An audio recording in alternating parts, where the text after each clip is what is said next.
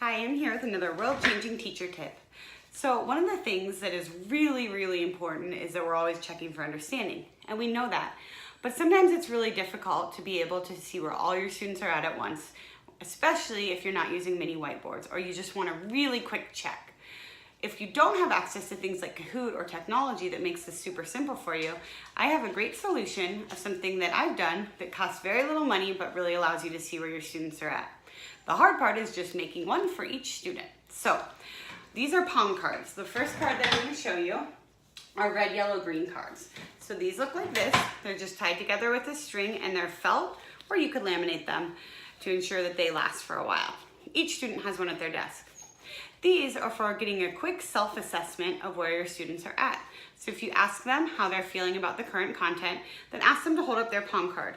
In the palm of their hand, they could show you green, and it really limits the other students to see what they're saying so that they can be really honest with you.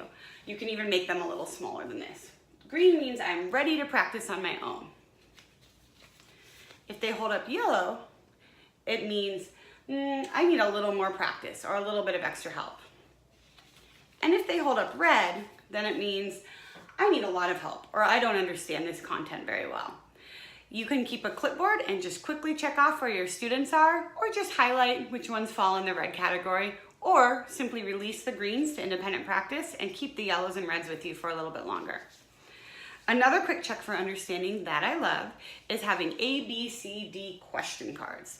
So these are for when you want to see if the students are understanding the content.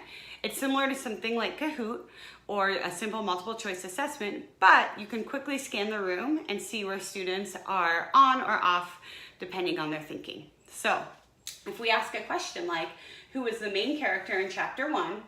And then we list the responses on the border in our PowerPoint. Then students at their desks have these A, B, C, D cards. And there's also one for a question mark, because one thing that I hate to see is when students hold up just a wild guess or that they aren't taking responsibility for their learning. And this helps them know that it's okay to say, you know what, I don't know, or I need help.